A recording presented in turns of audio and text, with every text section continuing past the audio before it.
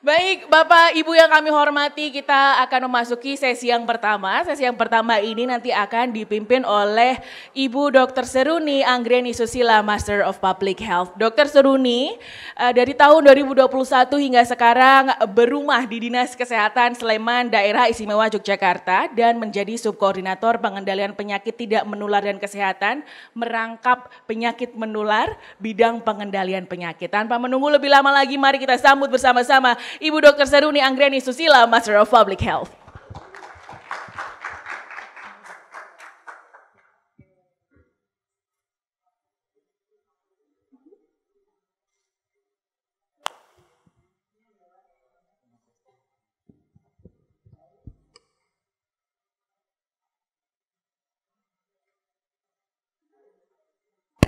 Ya, sudah. Terima kasih kepada pembawa acara. Assalamualaikum warahmatullahi wabarakatuh. Salam sejahtera, Om Swastiastu, Namo Buddhaya, salam kebajikan. Perkenalkan saya Seruni, moderator hari ini. Kita akan ada 2 sesi. Bapak Ibu jadi santai saja, rileks sampai siang gitu ya.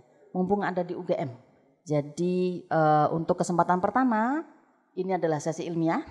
Dan tadi sudah disebut juga oleh pembawa acara ada 3 narasumber yang luar biasa hebat dan Bapak Ibu tentu sudah tidak asing lagi dengan mereka bertiga. Yang pertama adalah Dr. Yanri Wijayanti Subronto, PhD, spesialis penyakit dalam, konsultan penyakit tropis infeksi. Tepuk tangan untuk beliau. Kemudian yang kedua adalah Dr. Alessandro Alfieri, Master of Medical Science. Ini adalah sahabat saya. Bersama-sama ke Australia dikirim oleh Dr. Yanri. Jadi kita semua berkumpul di sini karena ulahnya Dr. Yanri. Dan yang ketiga, Dr. Ida Safitri Laksanawati, spesialis anak konsultan. Nah, Bapak Ibu, kami semua di sini termasuk Bapak Ibu adalah orang-orang yang saya yakin memiliki passion yang sama, concern yang sama. Bapak Ibu menyempatkan waktu weekendnya untuk hadir di sini karena Bapak Ibu memiliki optimisme yang tinggi bahwa suatu saat nanti kita akan menghadapi masa di mana HIV tidak lagi menjadi ancaman bersama. Setuju? Untuk itu Bapak Ibu sudah meniati diri mendengarkan bagaimana situasi terkini, update terkini mengenai penanganan HIV pada dewasa yang nanti akan disampaikan Dr. Yanri, pada anak oleh Dr. Ida, dan penyakit infeksi menular seksual yang menjadi micu atau menjadi sarana penularan HIV oleh Dr. Andrew. Baiklah, saya bacakan dulu pembicara kita yang pertama, Dr. Yanri Wijayanti Subronto. Silakan ditayangkan. Dr. Yanri Wijayanti Subronto merupakan Ketua Pokja HIV dan IMS Pusat Kedokteran Tropis UGM dari tahun 2015 sampai sekarang. Sekaligus sebagai Kepala Poliklinik HIV Edelweiss RSUP Dr. Sarjito, Ketua Tim Penanggulangan HIV RSUP Dr. Sarjito dari tahun 2019 sampai sekarang, anggota panel ahli HIV AIDS PIMS Kementerian Kesehatan RI, serta anggota Strategic dan Technical Advisory Group Hepatitis HIV dan Sifilis WHO Searo, Dewan Pakar Asosiasi Dinas Kesehatan Indonesia Adinkes, anggota Bidang Organisasi Perhimpunan Ahli Penyakit Tropik Infeksi, Wakil Sekretaris Jenderal Bidang 5 PPK Gama, serta Sekretaris PPK Gama Dok. Saya yakin beliau kecilnya aktif pramuka, begitu ya Dok ya, karena aktif sekali di mana-mana. Pramuka begini Bapak Ibu ya, jadi kalau Bapak Ibu nanti anak kecilnya ke pramuka, mudah-mudahan dewasanya seperti Dr. Yanri. Baiklah, kita berikan tepuk tangan yang meriah untuk Dr. Yanri. Kami silahkan untuk memaparkan, waktunya 20 menit. Mohon izin dokter, monggo.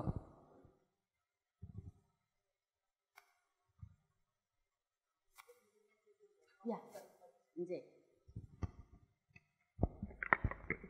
ya boleh. Ya, bismillahirrahmanirrahim. Saya sekarang berdiri sebagai Yanri Wijayanti Subronto, tadi sebagai Ketua Divisi HIV. Ya, ini sekali lagi kita ingin membicarakan sesuatu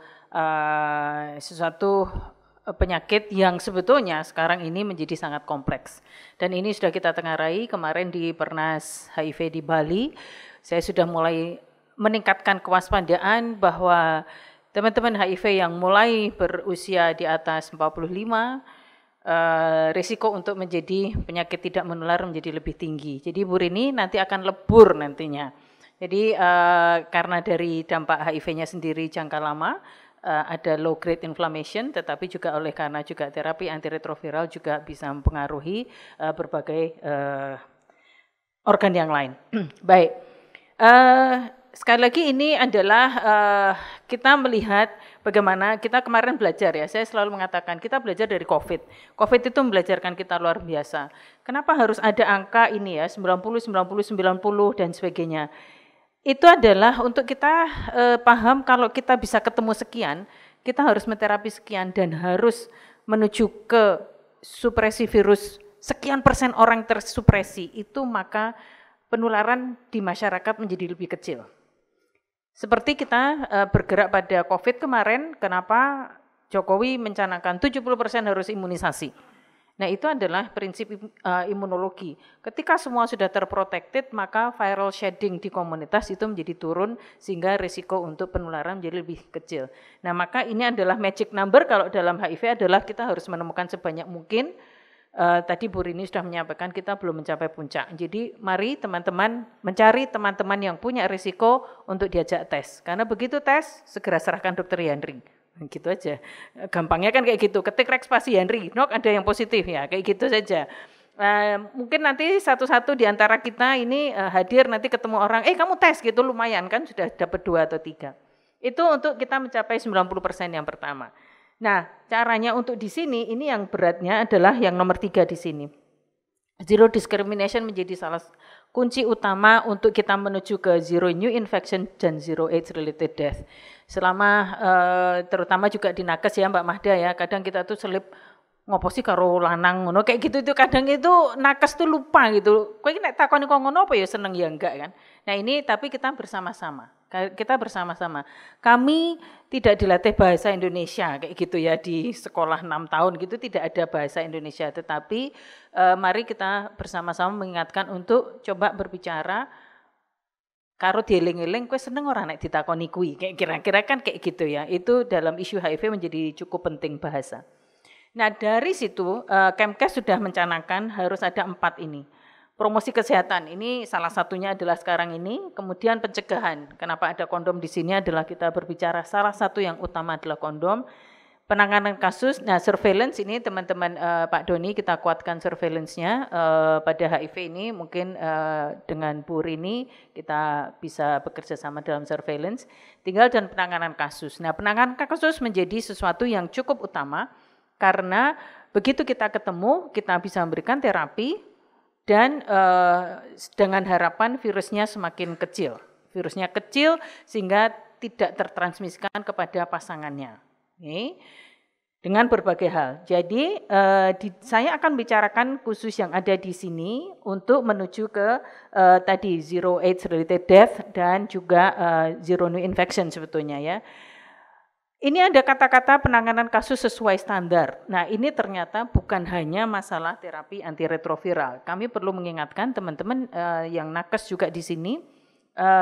Ternyata di dalam Permenkes sudah disebutkan. Ternyata ini ada sekitar 9 atau 10 untuk seorang pasien. Untuk seorang pasien itu kita harus mengingat-ingat semua ini. Ini sedikit bahasanya saya modifikasi dari yang di dalam Permenkes. Nomor 1 adalah penentuan stadium klinis, kemudian tata laksana infeksi oportunistiknya, kemudian pemberian terapi pencegahan cotrimoxazole, jangan lupa, kemudian TB menjadi utama, nanti suatu saat kita punya forum TB HIV juga, kemarin ngobrol dengan Dr. Rina Triasis juga, ini TBC masih merupakan, mungkin juga di bagian anak, TBC menjadi entry point juga untuk testing HIV pada anak-anak juga ya. Nah ini juga, makanya ini nanti dibicarakan sepenuhnya oleh Dr. Andro. Nah ini yang sering masih kita lupakan, Dr. Seruni, kesehatan mental, kesiapan, tadi baru ngobrol sama Mas Mars, tadi kesiapan menerima diri sendiri itu adalah satu langkah besar, kayak gitu ya. Kemudian konseling KIE dan melakukan notifikasi kepada pasangan, perencanaan kehamilan, pemberian ARV, ini nanti yang saya berikan highlight ada di sini juga. Tapi saya akan meng-highlight hampir semua ini. Baik, perjalanan alamiah bagi yang baru dalam isu HIV, kalau kita bicarakan HIV ini virusnya, ketika terinfeksi, mungkin dalam 3 bulan pertama, kalau yang hari ini terinfeksi dalam 3 bulan ke depan, itu ada kemungkinan disebut sebagai acute retroviral syndrome, di mana orang itu datang demam dan mungkin ruam. Tetapi ketika penjenengan atau di antara kita itu datang kayak gitu ke dokter, belum tentu dokternya langsung tes HIV kayak gitu.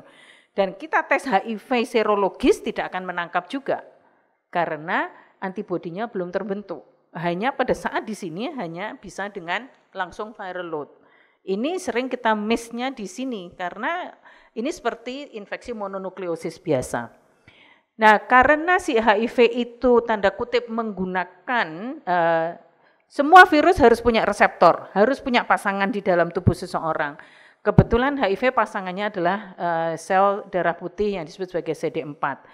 Ketika tanda kutip sudah dipakai oleh si virus, maka si CD4 ini secara gradual dalam tahun itu akan turun-turun. Nah, ketika mulai turun-turun inilah mulai ada manifestasi klinis. Yang awalnya tidak ada fase stadium 1, baru ada fase stadium 2. Di mana di antara ini semua yang paling infeksius adalah di sini. Sangat infeksius. Dalam keadaan acute retroviral syndrome itu virusnya sangat tinggi, kalau di situ berhubungan dan tanpa kondom dan sebagainya, ini risiko untuk menularkan sangat tinggi. Apalagi salah satu atau dua-duanya ada IMS di baliknya, lebih tinggi lagi, akan 3 kalinya risikonya. Jadi ini kita membicarakan berbagai hal. Ketika keadaan seperti ini stadium 1 itu tanpa gejala. Nah, mari kita gaungkan siapapun yang berisiko, moga-moga kalaupun positif masih di stadium 1. Dengan harapan survivalnya akan sama dengan orang tidak HIV. Dalam keadaan berikutnya ini ketemunya Dr. Andrew. Ketemunya adalah teman-teman DV. Kalau teman-teman mengatakan, oh dok ini kayak kena nyamuk nggak hilang-hilang, ke dokter Andrew aja kayak gitu ya, bukan ke dokter Henry gitu. Jadi itu langsung ke dokter kulit saja. Ada kemungkinan itu adalah PPE, Papillary Pruritic Eruption. Kemudian dok kok saya kok ketombean kok nggak hilang-hilang ya kayak gitu. Dilalah alis-alisnya ketombean, oh udah itu datangnya ke dokter Andrew. Itu namanya seborrheic dermatitis. Ya, jadi ketok iki biasa. Ning janjane wis ana sesuatu di baliknya. Kemudian baru ini masuk ke penyakit dalam, stadium 3, 4, stadium 3 terutama ini penyakit dalam, TB paru utamanya, atau diare, kehilangan berat badan, atau ini anemia, trombositopeni juga terjadi. Baru ini teman-teman dari saraf biasanya. Sudah ada Cryptococcus encephalopathy HIV, Cryptococcus ada di jamur di otak dan sebagainya, toxoplasma di otak. Ini seringnya muncul di teman-teman neuro. Itu nomor 1. Kalau kita penentuan stadium dan ada infeksinya, kita tangani infeksinya. Yang kedua, kalau sekarang penentuan stadium, kemudian kita cek, sekarang kan saya mulai menggaungkan lagi cek CD4. Dulu stadium CD4 itu diperiksa sebelum terapi ARV, karena dulu ada ini ya, ada sebelum 200 tidak diberi. Kalau sekarang tidak. Hari ini tes positif tak kasih ARV, tapi dalam waktu dekat segera tes CD4. Karena begitu CD4-nya di bawah 200, kami harus memberikan terapi cotrimoxazole. Ya, tolong teman-teman juga mengingatkan yang teman-teman lain untuk segera cek CD4. Supaya kita tahu kalau di bawah 200. Tadi ada yang ngomong, dok saya sudah 256. Oke, 256 baru 1 kali. Kapan kita menghentikan kalau nanti sudah 2 kali di atas 200. Kotri itu murah, antibiotik yang murah, tapi dia bisa melindungi teman-teman HIV untuk terjadinya jamur di paru, PCP, toxoplasmosis yang tadi di otak, Isospora belii itu biasanya adalah di gastrointestinal, kemudian malaria di daerah-daerah endemis malaria, dan termasuk dalam keadaan TBC kita memberikan cotrimoxazole ya. Diberikan sampai dengan CD4 di atas 200 pada 2 kali pemeriksaan dengan interval 3-6 bulan. Jadi kalau baru 1 kali sekarang 150, oke masuk cotrimoxazole. 3 bulan berikutnya 200 tidak langsung dilepas. Harus ada pemeriksaan yang kedua yakin di atas 200. Jadi itu hanya saja kadang menimbulkan sindroma Stevens-Johnson. Kotri. Sekarang yang ketiga adalah TBC. Semua HIV harus dites TBC, semua pasien TBC harus dites HIV. Karena penelitian kami ini sedang kami tulis adalah nek telat, jadi seringnya datang itu TBC wis diobati, oh ternyata tahun depannya TBC lagi, lupa untuk dicek yang pertama. Siapa tahu di balik sebuah TBC ada HIV-nya. Dalam keadaan seperti itu maka angka kesembuhannya memang lebih kecil apabila ada HIV. Ya, jadi ini harus di screening. Screeningnya tidak repot, sebetulnya tidak repot, hanya ditanya dulu. Nggak perlu, oh harus TCM dulu, ronsen, wis hilang bocah, nggak bisa. Tanyain aja dulu, begitu di antara ini ada, baru dilakukan pemeriksaan yang lebih lengkap. Tapi kalau di antara 6 ini tidak ada, kita langsung masukkan ke TPT. Terapi pencegahan tuberkulosis, karena teman-teman HIV 18 kali lebih berisiko untuk terkena TB. Ya, dan ARV dimulai. Nah, TPT beberapa di antara kita sudah mendengar, terapi pencegahan tuberkulosis diberikan pada keadaan tidak ada TBC yang sedang aktif. Bukan pasien yang aktif, tapi TBC-nya yang aktif, kayak gitu ya. Sedang terbatuk, ada yang batuk, ya nanti cek HIV, bukan cek TBC, cek HIV. Ya, jadi langsung terapi pencegahan tuberkulosis, kayak gitu ya, teman-teman HIV tes. Karena setelah itu kita bisa memberikan ini seringnya adalah INH dengan rifapentin 3 bulan mingguan. Jadi 12 minggu kayak gitu ya, 12 minggu, nek Senin 12 kali. Atau dalam keadaan 3HP tidak ada kita memberikan 6 INH 6 bulan. Karena INH ini ada risiko untuk terjadinya neuropati, efek samping pada saraf, maka kita memberi tambahan berupa vitamin B6. Ya. Kok jadi banyak banget? Iya, nggak apa-apa. Tapi ini adalah untuk melindungi dari efek sampingnya. 3HP apabila berat badan cukup, biasanya kita akan berikan 3 tablet gendut-gendut kayak gitu, karena itu 1 tablet isinya sudah INH dan rifapentin. Ya, diminum 3 tablet gendut plus 1 tablet kecilnya adalah vitamin B6. Kalau ini adalah INH saja selama 6 bulan, INH saja karena INH tetap diberi vitamin B6-nya. Jadi itu sudah berapa? 4 ya, 3 atau 4. Ketika berikutnya adalah harus ditapis IMS-nya. Nek ora itu IMS itu apa gini? Repotnya IMS dibandingkan HIV, kalau HIV itu seperti RRI, sekali di udara tetap di udara, ya kan? Nah, sekali HIV tetap HIV. Repotnya IMS adalah hari ini IMS, wis diobati, wis negatif, suatu saat tetap masih bisa lagi. Ya, jadi penapisan IMS dan hepatitis harus terus-menerus juga. Ya, jadi harus berulang. Nanti Dr. Andro cerita ya bagaimana kita penapisan IMS. Karena saya itu suka bingung baca serologi. Ya artinya apa ya? DV aja, wes kayak gitu. Hepatitis C, teman-teman perlu kita sampaikan yang mohon screening hepatitis C. Kalau iya positif akan dicek virusnya. Kalau virusnya cukup tinggi, segera kita masukkan terapi hepatitisnya gratis. Untuk yang dulu harganya 70 juta. Ya. Kalau hepatitis B gimana dok? Kalau hepatitis B pada HIV, alhamdulillah kita punyanya tenofovir. Nah tenofovir itu bisa untuk hepatitis B juga. Jadi sekali menepuk dayung sudah bisa untuk 2 penyakit. Tapi kalau hepatitis C sudah ada antivirusnya. Kesehatan jiwa ini dimulai dari penerimaan diri. Mungkin bukan kesehatan jiwa ini harusnya, kesehatan mental ya apa ya. Acceptance diri itu menjadi cukup penting daripada supaya dia mengurangi stresnya. Kemudian ini konseling kepatuhan. Jangan-jangan memang belum siap sehingga tidak patuh.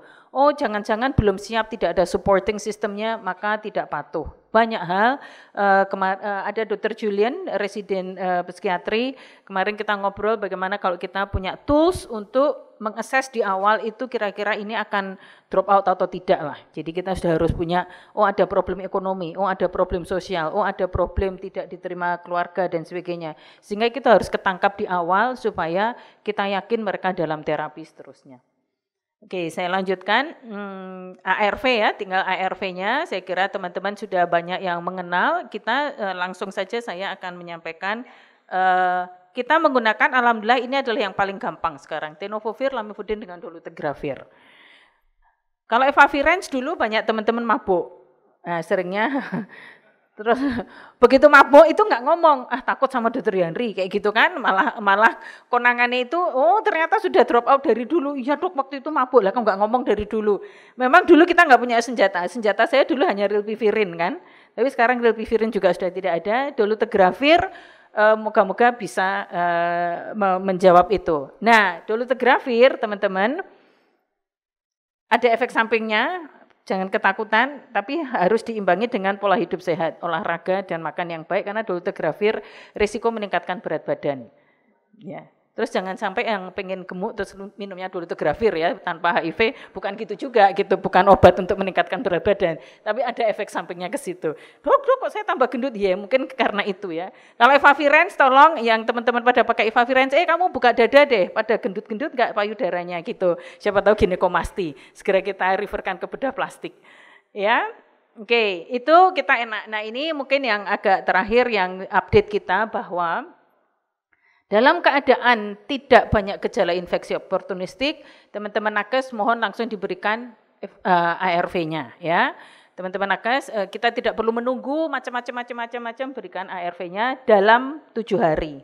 Setelah tegaknya diagnosis, sebisa-bisanya same day treatment. Kalau dia ada TBC, kalau dia TBC paru, kita memberikan OAT-nya dulu, nanti baru ARV-nya masuk dalam 2 minggu. Kecuali dalam keadaan meningitis. Meningitis TB kita tunggu dulu sampai 8 minggu. Karena apa?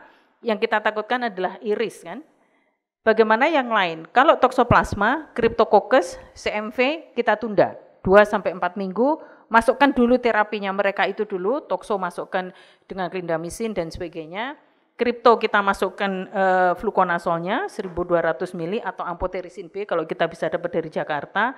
Dan kalau CMV dengan ganciclovir, ini saya nanti sebentar lagi berbicara ganciclovir di tempat yang lain. Jadi itu penundaan ARV hanya dalam keadaan beberapa infeksi oportunistik.